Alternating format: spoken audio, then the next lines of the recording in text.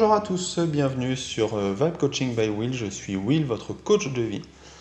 Aujourd'hui, je vous fais ce petit podcast sur savoir se remettre en question pour vous aider à évoluer, à changer dans vos vies et à mieux comprendre les autres aussi. Comme le disait le romancier Gilles Archambault, vivre, n'est-ce pas toujours se remettre en question? Tout au long de votre vie, vous serez confronté à vous remettre en question. Après une rupture, après la perte d'un emploi ou encore après une dispute.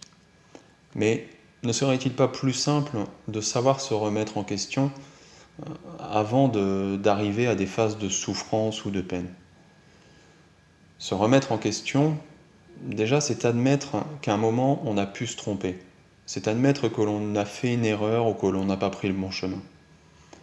Se remettre en question, c'est apprendre à se connaître, savoir ce que l'on veut vraiment, savoir ce que dictent vos choix, vos émotions, quelles sont vos attentes au fond.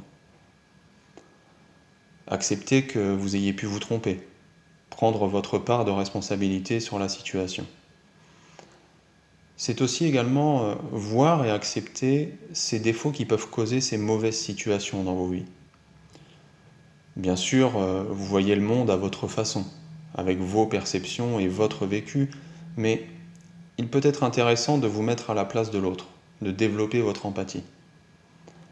J'aime bien faire un exercice en coaching qui est celui du chiffre écrit sur le sol.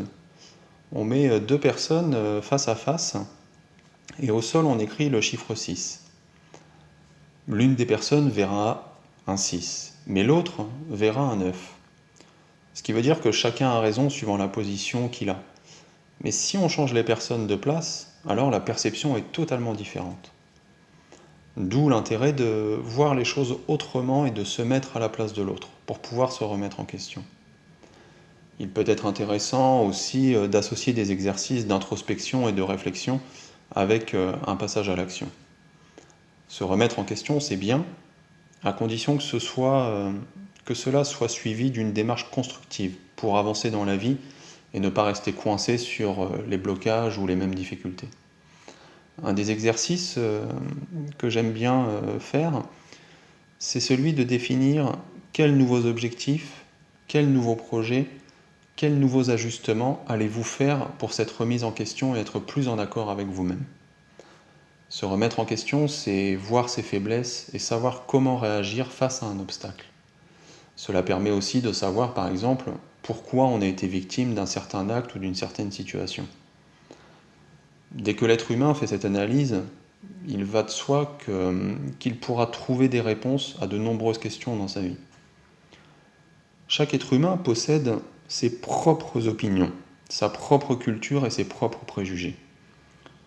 Si vous voulez comprendre ceux qui vous entourent, commencez par vous connaître vous-même, à définir vous-même votre propre opinion et vos propres préjugés.